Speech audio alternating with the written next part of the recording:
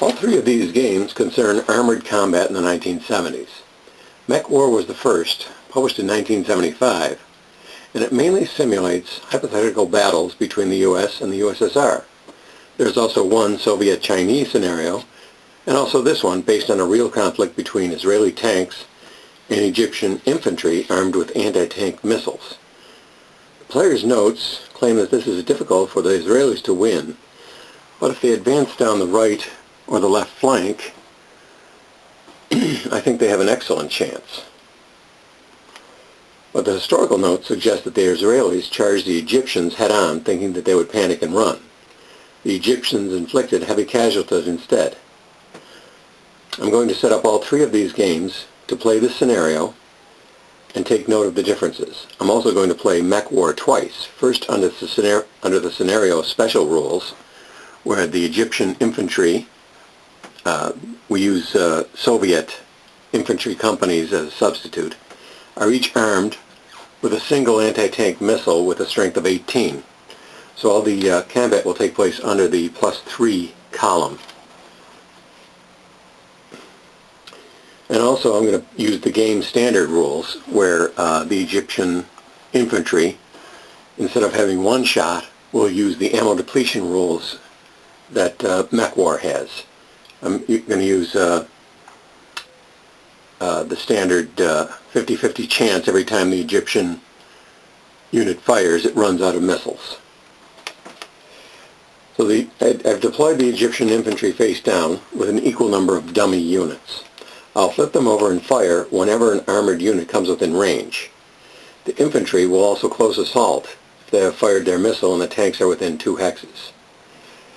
I'll go ahead and play the 4 turns, then describe the situation and estimate the chances of each side of winning after the 5th turn.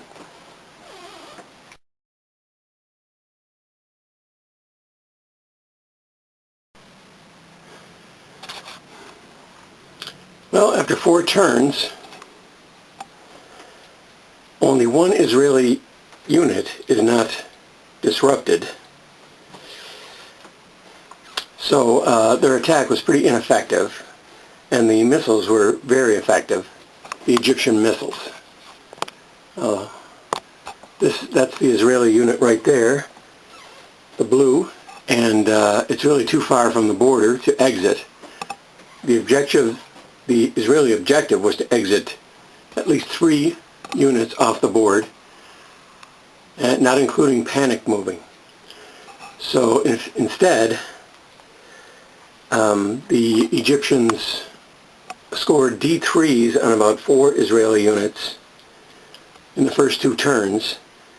They can only recover by rolling a 1 during the disruption removal phase. I was not able to do that. Then the Egyptian infantry advanced on the disrupted tanks and close assaulted them. Now, close assault is nowhere near as effective in this game as it is in Panzer Blitz, or the next game I'm going to play, Arab-Israeli Wars. There's no modification of the die roll, and a disrupted unit defends just as effectively as a non-disrupted unit in MechWar. But after 2 close assaults against 3 Israeli units, the Egyptian was able to score a D4 on 1 tank unit. So the Egyptians won this game pretty handily. Now I'm going to set it up again and play it using the standard rules, like I said before, in which the Egyptians will be armed with Sager missiles with a strength of 15, and we'll check for ammo depletion after every attack.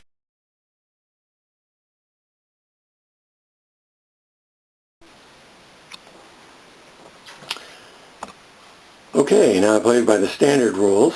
Of the Egyptian units, 5 have run out of missiles. The other 4 still have some. All of the Israelis, except for this tank unit way back here, are currently disrupted. He was disrupted early and just recovered This unit is going to panic move. He's close enough to exit the board, but he's going to have to panic move, and that's not allowed.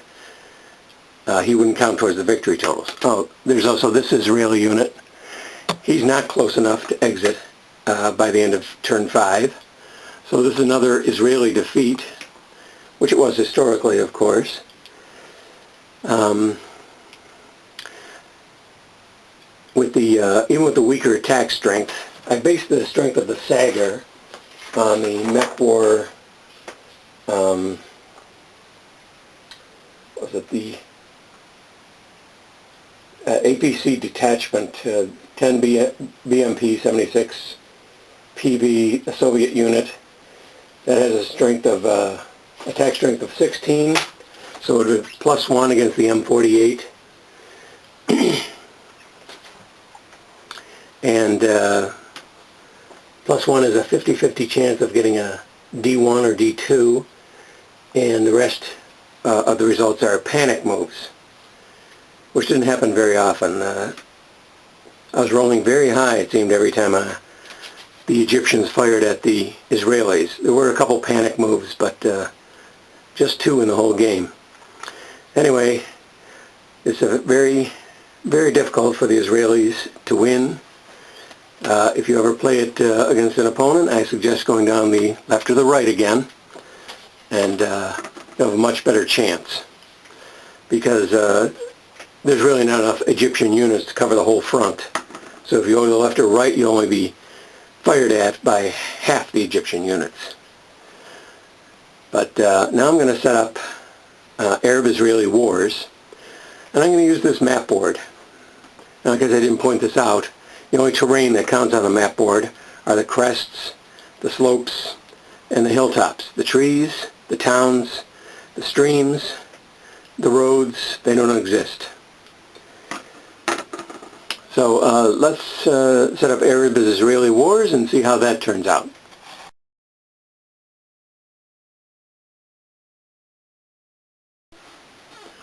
Now, using the counters and the rules from the Arab-Israeli wars, it's going to be a lot more challenging for the Israeli player.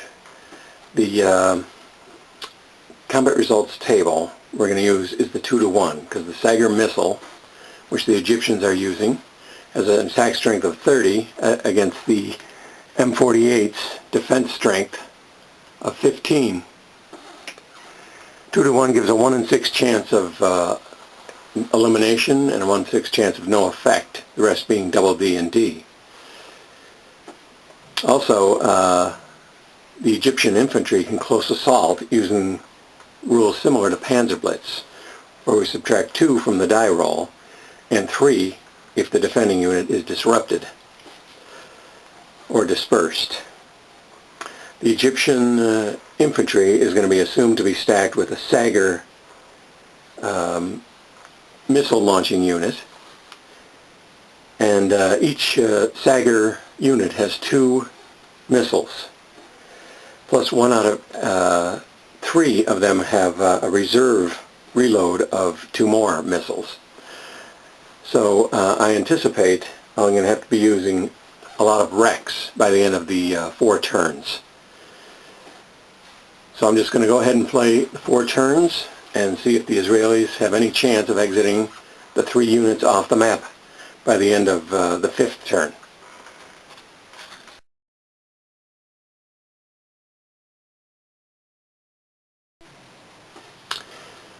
Well, as you can see, there's only 2 Israeli tank units left after 4 turns. And they needed to exit 3 off the map edge down there, and they are obviously not going to. The other 5 are burning wrecks,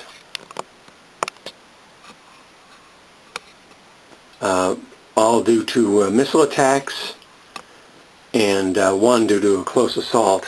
This one right here, the infantry unit attacked. It was out of Sagar missiles, and it close assaulted a disrupted or dispersed Israeli tank unit. Funny, Avalon Hill uses dispersed and SPI always uses disrupted for the combat results. But anyway, a very decisive victory for the Egyptians in this game, using the Avalon Hill, the Arab-Israeli Wars rules. And I'll now set up the same scenario using October War units and October War rules, and we'll see if the Israelis have a chance on that one. But it's very...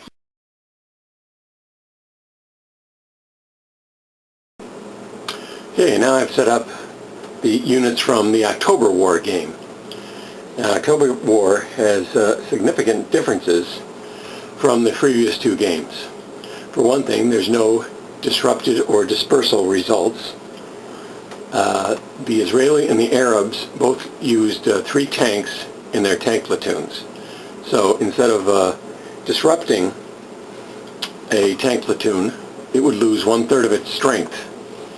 And they could recover to full strength by recombining. That is, a platoon that had lost 2 units could join one that had only lost 1 unit and become a full-strength platoon. Once again, the M48s are ready to charge right at the 9 dummy units and 9 Arab infantry units. I've armed each Arab infantry unit.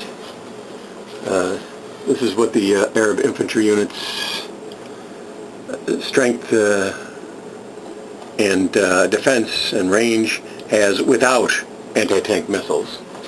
The anti-tank missiles, though, they have are Saggers with a strength of 15, range of 15, and I'll roll for depletion each time one of them fires.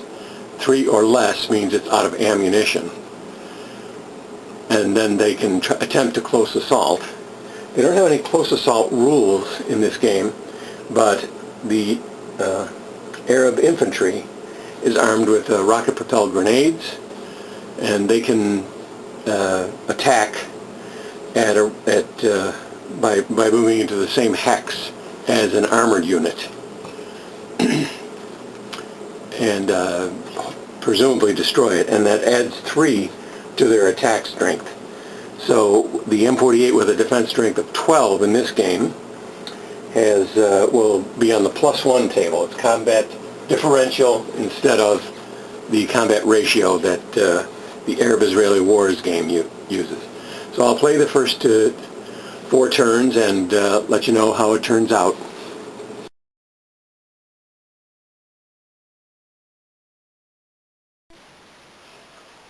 Well, it only took 2 turns for the Israelis to be defeated this time. I imagine the actual battle was something like that. Here we have 3 tank platoons that have each lost 1 tank, and another one that has lost 2. So we're down to a total of 7 tanks. Now, since each full-strength tank platoon has only 3 tanks in it, I decided that if for the Israelis to win, they would have to exit 9 total tanks off the southern edge of the map board. They only have 7 left, so they can't possibly win this game. These 2 games, Arab-Israeli Wars and October War, showed just how effective those Egyptian missiles were against the Israeli tanks in this war. Well, possibly, depending on what information the designers had. But apparently this battle was pretty one-sided, and the Israelis never again tried just an all-out tank charge to try to clear the Egyptian infantry out of the way. But that's a good look at the 3 games. MechWar was the least destructive, and Arab-Israeli Wars, I think, and October War was the most. But I thought it would be interesting to compare the 3 games, since they're all based on the same time period and pretty much the same subject matter. And I hope you enjoyed this video, and I welcome your comments. Thank you.